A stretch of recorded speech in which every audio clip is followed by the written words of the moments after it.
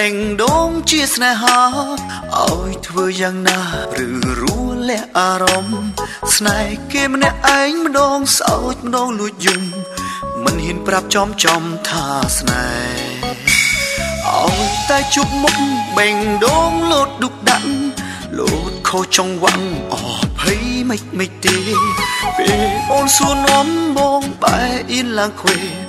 រកឆ្លើយមិនត្រូវទេលោកអើយ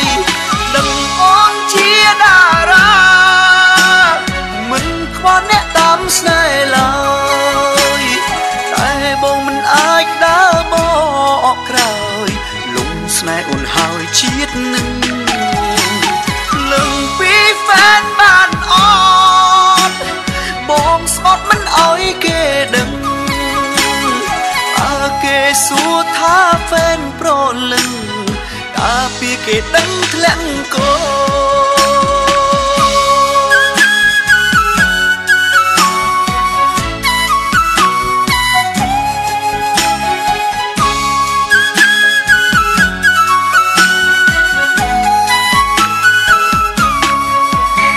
ឈ្មោះត្រឹមជាហ្វេនបែងដងជាស្នេហាឲ្យធ្វើយ៉ាងណាឬលះអារម្មណ៍ស្នេហ៍គេម្នាក់ឯងម្ដងសោចម្ដងលួចយំមិនហ៊ានប្រាប់ចំថាស្នេហ៍ឲ្យតែជប់មុខបែងដងលោតឌុកដាក់លោតខុសចង្វាក់អភ័យមិនទេពេលអូនសួរនាំបងបែអៀនឡើងខ្វេរកឆ្លើយមិនត្រូវទេលោកអើយដឹងអូនជាតារាមិនខ្វល់អ្នកតាមស្នេហ៍ឡើយតែបងមិនអាចដើរបកក្រោយលំស្នេហ៍អូនហើយជាតិនឹងលឹងពីហ្វេនបានអត់បងស្អត់មិនអោយគេដឹងគេសួរថាហ្វេនប្រលឹងកាពីគេដឹងធ្លាក់កោ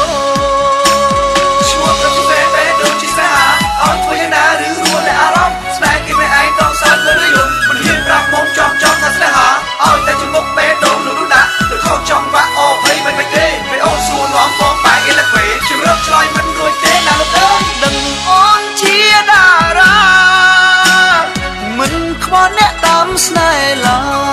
យតែបងមិនអាចដើរបកក្រោយលំស្នេហ៍អូនហើយជាតិនឹងលឹងពីហ្វេនបានអត់បងស្អត់មិនអោយគេដឹងគេសួរថាហ្វេនប្រលឹងកាពីគេដឹងធ្លាក់កោគេសួរថាហ្វេនប្រលឹងកាពីគេដឹងធ្លាក់